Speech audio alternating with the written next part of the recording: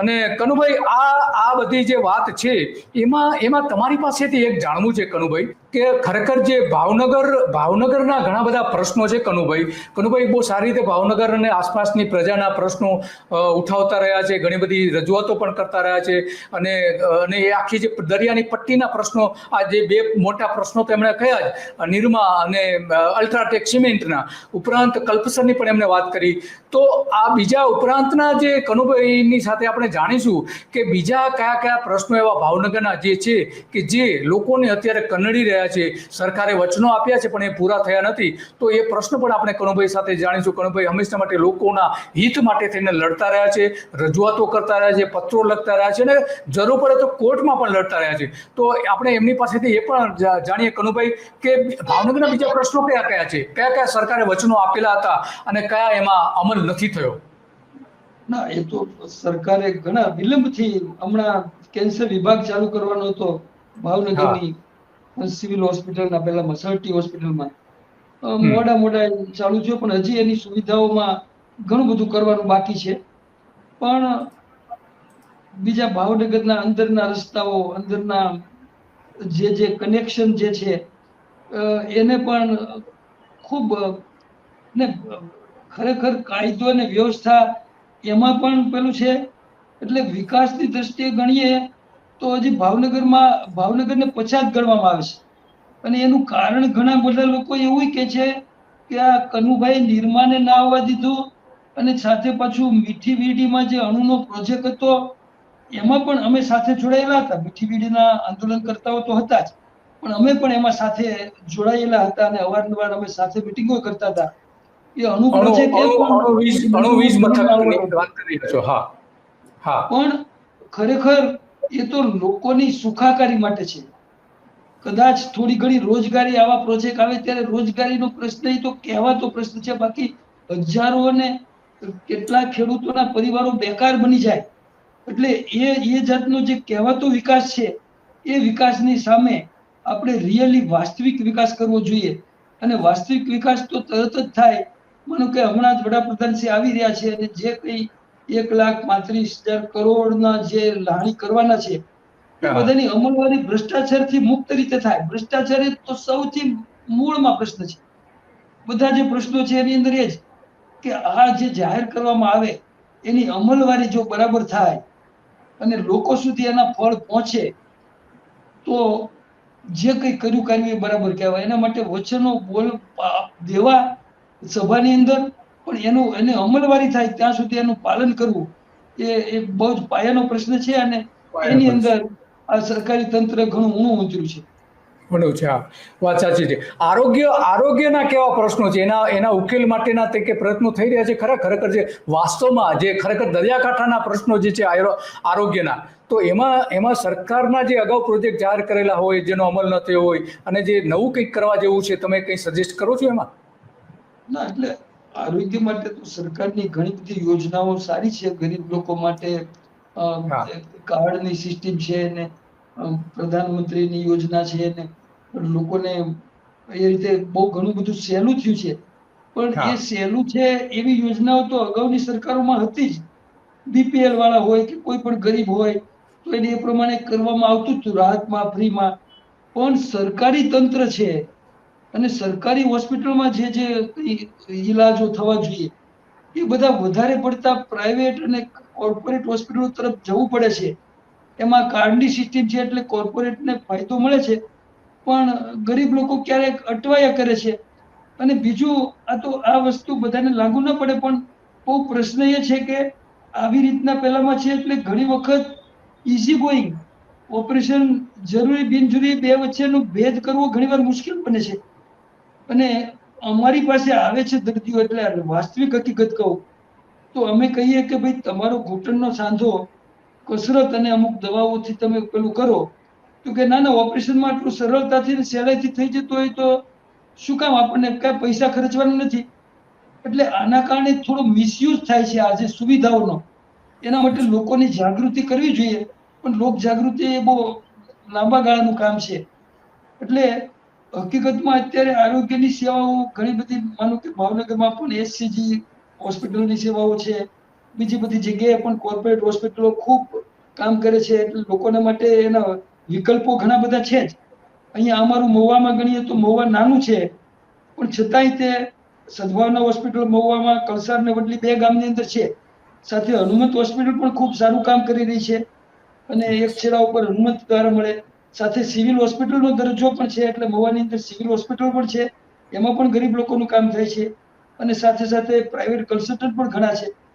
એટલે આરોગ્યની બાબતમાં prevention is better than cure. Okay. એના માટે જે કરવું જોઈએ ને કામ, બેસિકલી સરકાર સિવાય કોઈ ના કરે. કેમ કે જે કન્સલ્ટિંગ પ્રાઇવેટ હોય અથવા તો મોટા હોસ્પિટલ ચલાવતો હોય, એને હોસ્પિટલ ચાલે એનો રસ પહેલો નંબરનો હોય. પછી લોકો બીમાર ન પડે એના માટે જે કાળજી રાખવાની હોય આરોગ્યને વિશે, એના માટે તો સરકારે જ ઘણું બધું કરવું જોઈએ. અને એમાં સરકાર જાજુ નથી કરતી અથવા નથી કરી શકી એવું મારે કહેવું જોઈએ. એક પરફેક્ટ ઘરનું સપનું એને સાકાર કરશે કોણ? Shrinathji group of companies. 10 વર્ષ પહેલા Dakshesh Shah started his journey એક સિમ્પલ ડ્રીમથી. બધાનું ડ્રીમ હોમ બનાવવાનું સપનું, એ પણ અફોર્ડેબલ પ્રાઇસમાં. 2015 થી હજારો ફેમિલીઝનું સપનું પૂરું કર્યું છે, તો તમે કેમ પાછળ રહી જાઓ? આજે જ મુલાકાત લો શ્રીનાથજી સામ્રાજ્ય અને સ્વસ્તિક પાર્કની, અને તમારા સપનાને એડ્રેસ આપો. બરાબર છે, આ વાત સાચી કે આરોગ્યમાં જે ખરેખર થવું જોઈએ એ ન થતું. અચ્છા કનુભાઈ, તમે આ ખેડૂતો સાથે બહુ સારી રીતે જોડાયેલો છો. આરોગ્યની દ્રષ્ટિએ પણ એ ખેડૂતો તમારી પાસે આવતા હોય છે, અને આ આંદોલનોના કારણે પણ ખેડૂતોની વચ્ચે જઈને તમે ઘણા બધા કામ પણ કરેલા છે. તો ખેડૂતોની આર્થિક સ્થિતિ કેવી છે? આ ખાસ કરીને દરિયાકાંઠાના, સાગરકાંઠાના જે ગામો છે એમાં ખેડૂતોને કેવી પરિસ્થિતિ છે?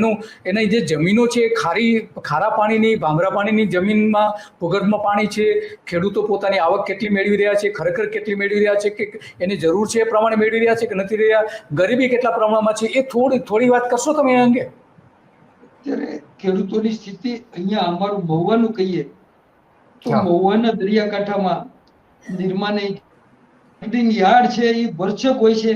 ડુંગળીનો ઉપજ પણ ખૂબ થાય છે, બીજા બધા પાકો અને બધા અનાજની જણસી પણ ખૂબ જ સારી પેદાશ લોકો મેળવે છે.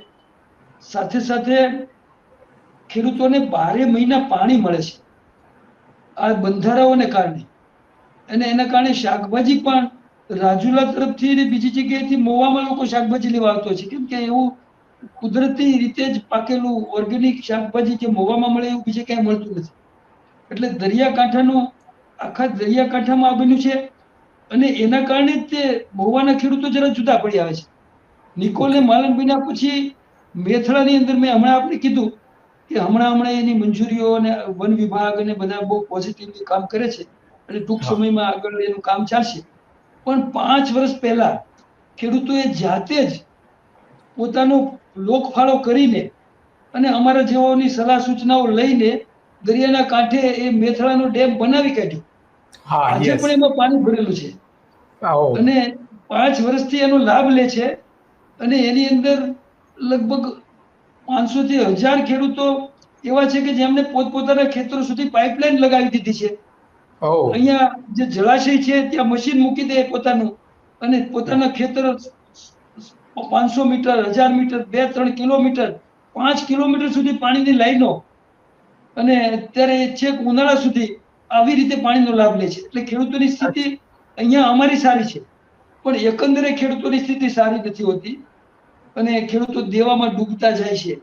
એટલે એ ખેડૂતો પ્રત્યે સરકારની નીતિ, ભલે સરકાર 2,000 રૂપિયા આપે છે, 4 વખત કે 3 વખત આપે છે, તો એ તો કઈ શું આપણે કહીએ, આજના જમાનામાં આની શું કિંમત છે? અને કોઈ કિંમત ઉલટાના નહીં. ખેડૂતો કંગાળ બને છે. ખેડૂતોની જે અંદરની ખુમારી છે ને એનું હનન થાય છે. ખરેખર એને પાણી જોઈએ તો પાણી આપવું જોઈએ. હમણાં જ આપણે કલ્પસરની વાત કરતા હતા ત્યારે એક મુદ્દો આવતો હતો કે કલ્પસર જો બન્યું હોત તો છેક ખંભાતના અખાતથી લઈને દ્વારકા અને કચ્છ સુધીનો સૌરાષ્ટ્રનો દરિયા કિનારો, સૌરાષ્ટ્રને યસ. ખૂબ મોટો દરિયાનો કિનારો મળ્યો છે, એ આખો લીલોછમ થઈ જાય એટલું બધું પાણી એ લોકોને મળી શક્યું હોત. પણ અમે જે નાના નાના ડેમ બનાવ્યા છે, મિની કલ્પસર, એમાં પણ માલણ અને માલણથી આગળ 10 કિલોમીટર દૂર સમઢિયાળાનો જે બંધારો કહેવાય, એ રાજુલાની અંદર એનું બોર્ડર આવે છે, પણ એના અંદર ગામડા મહુવાના પણ આવે. તો સમઢિયાળાની અંદર ઓછું પાણી હતું અને એ પાણી ઓછું છે એટલે 2-4 મહિનામાં સુકાઈ જતું. એટલે નિરમા કંપની એને ઉછેર બતાવ્યો કે એ વેસ્ટલેન્ડ છે અને વેસ્ટલેન્ડ બતાવીને મંજૂરી મેળવી. એ પછી અમે સુપ્રીમ કોર્ટમાં સાબિત કરી શક્યા. એ સાબિત કરવા માટે પણ સરકારને જે યોજના બનાવેલી હતી કે માલણ અને સમઢિયાળાને જોડી દેવાનું, એને જોડવાનું હતું. એ જોડવાની યોજના એને ડ્રોપ કરી. પછી ખેડૂતોએ જાત મહેનત કરી અને માલણનું પાણી છે એ સમઢિયાળામાં પહોંચાડ્યું. અને એટલે માલણ નદીના જળાશયમાં પાણી હોય એટલા મહિના સુધી, ઉનાળા સુધી સમઢિયાળાના જળાશયમાં પણ પાણી રહે. એટલે અહીંના અમારા ખેડૂતો ખૂબ મહેનતુ છે, જાતે ઘસાય છે. નહીતર મારા જેવા આંદોલન ન કરી શકે, પણ ખેડૂતોના જ પૈસા અને એમને ખાલી સાચી સત્તા મેળવવા માટે ખેડૂતો અને એમના પરિવારો કટિબદ્ધ છે.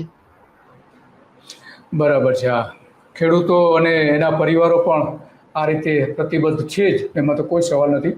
અને આગેવાનો પણ સપોર્ટ આપે છે. ખેડૂતો પોતે જાતે ઘસાઈને આંદોલન કરે છે. આ સૌથી મોટી વાત છે. કનુભાઈ, ઘણી સારી વાતો કરી તમે, ઘણી બધી વિગતો આપી અને ખાસ કરીને લોકોની જે પીડા છે એ પીડાની તમે વાચા પણ આપી અને પીડા દૂર થાય માટેના 2 મોટા આંદોલનો કર્યા છે. પરંતુ આમ તો 3 આંદોલન થાય, પણ એ તમે આંદોલન કર્યા છે માત્ર આંદોલન કરવા ખાતર નથી કર્યા. એની પાછળ તમે પોતે પણ એક સમાજ સેવા, મોટા બંધારા બનાવ્યા, જે મિની કલ્પસર જે તમે કહ્યું છે. તો આ એક એનું પોઝિટિવ પાસું છે કે ખેડૂતો સમૃદ્ધ થાય એ માટેની યોજનાઓ પણ તમે બનાવી. તો આ ખરેખર તમે બહુ સારું એક કામ કર્યું છે અને ઘણી સારી બાબતો તમે રજૂ કરી છે. તો તમારો ખૂબ ખૂબ આભાર કનુભાઈ. આ ઉપરાંત બીજું આપણે કંઈ કહેવું છે? બસ મને ખૂબ વડાપ્રધાનશ્રી હોય, આપણા મુખ્યમંત્રીશ્રી હોય, જે વચનો આપે એનું પાલન થાય અને ખરેખર એ અમલવારી થાય છે કે નહીં, તો જ એ વચનોની કિંમત છે. બાકી નહીંતર તો આજે આપણે સ્વતંત્ર કહેવાઈએ પણ છતાં પણ પરતંત્રતાનું જીવન જીવવું પડે, કેમ કે એવા ફાયદાઓ ખરેખર આપણા સુધી પહોંચે નહીં અને આપણી પાસે હોય એ પણ ઘણીવાર લૂંટાઈ જાય. ભ્રષ્ટાચાર ઉપર અંકુશ લાવવા માટે ઘણું બધું કરવાનું થાય છે. આ વાત સાચી તમારી. યસ, ઓકે, બરાબર છે. તો કનુભાઈ, તમારો ખૂબ ખૂબ આભાર. ઘણું બધી તમે વિગતો આપી અને લોકોને જાણકારી આપી. તમે આંદોલનો કર્યાથી લઈને ઘણું બધું જે વિગતો રજૂ કરી કે જે હવે પછીની જે પેઢી છે એમને પણ ઘણી બધી ઉપયોગી થાય એવી છે. તો તમારો ખૂબ ખૂબ આભાર કનુભાઈ. થેન્ક યુ દિલીપભાઈ, ખૂબ ખૂબ આભાર. આ લોકો સુધી વાત પહોંચાડવામાં આપે ખૂબ રસ લઈને મને જોડ્યો. ધન્યવાદ. તો આ હતા કનુભાઈ કે જેમણે ઘણી બધી લડતો આપી છે સરકાર સામેની. અને એ કહે છે કે સરકાર જે વચનો આપે છે એ વચનોનો અમલ કરવો જોઈએ અને અમલ ત્યારે જ થાય જ્યારે નેતાઓ વચનો આપે છે એનું પૂરેપૂરું પાલન થાય, તો જ એ શક્ય બને છે. બાકી તો શક્ય બનતું નથી. તો કનુભાઈ જે વિગતો આપી એ આપણે એમનો ખૂબ આભાર અને આવી જ બાબતો ઉપર આપણે ચર્ચા કરતા રહીશું.